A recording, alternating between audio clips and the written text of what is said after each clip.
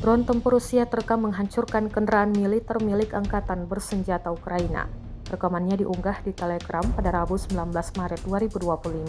Serangan presisi ini dilakukan oleh awak FPV dari Batalion Pengintaian ke-215 Divisi Lintas Udara Pengawal ke-98 Angkatan Udara Rusia.